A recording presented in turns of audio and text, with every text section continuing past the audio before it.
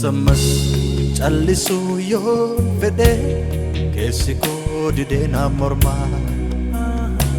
ka'us taa'us hojiin gaara Golgootaa suni dura kootti tarreeffama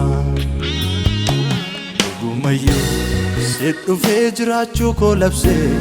kan badee jireenya hin qabne anaaf jettee fullaaqee of aarsaa gootee sana gaaraan koon daganne dhiiga coobsuu keetii abbaa koo ta'uu kee kan ibse dhiiga coobsuu keetii mucaa kee ta'uu koo kan ibse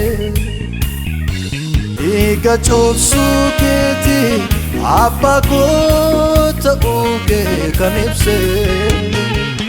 dhiiga coobsuu keetii mucaa kee ta'uu koo kan ibse jaalalladha kan fannootti ol si baase jaalalladha kan fannootti ol si baase jaalalladha kan fannootti ol si baase jaalalladha kan fannootti ol si baase jaalalladha kan fannootti ol si baase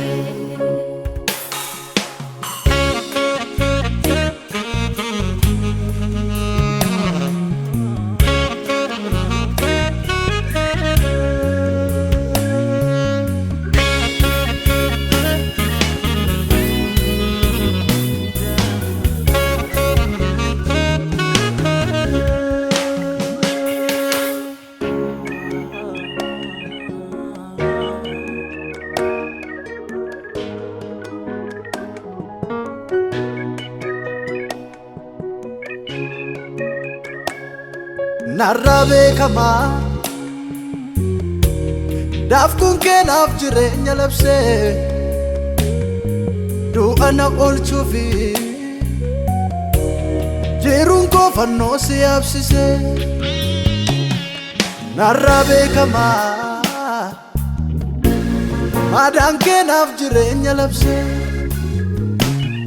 salphina kootiifi jiruun koo fannoo si yaabsise maal jedheen ibsaa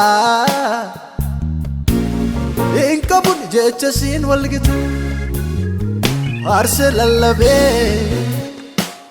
gaatii kee kunis narraan fitu toofoodhaa dhuddee dhiiga coccobsite cubbamoota furuuf dhufte biyya lafaa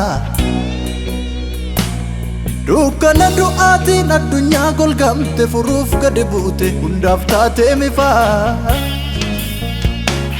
gidirfamni kunis sitti nulfaanne karaa kee boqonneen warri dadhaboonni har'as borris baraan jajuu keetti fufa yaa'een harkaan dhumuu galanni kee kuni madaan kee naaf jireenya labse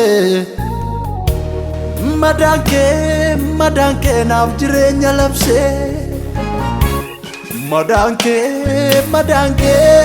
madaan kee naaf jireenya labse madaan kee naaf jireenya labse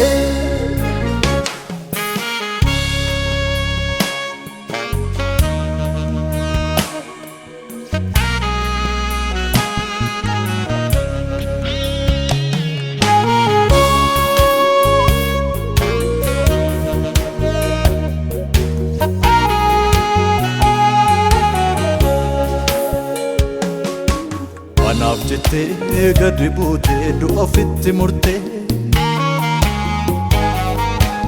nama badee jireenya hin qabne dhiiga keetiin bittee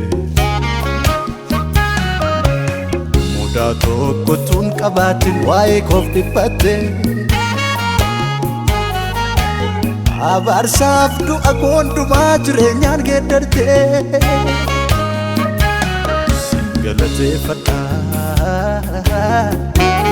Singalateeffadha Singalateeffadha Singalateeffadha Singalateeffadha Singalateeffadha Singalateeffadha Waaqayyo koo Singalateeffadha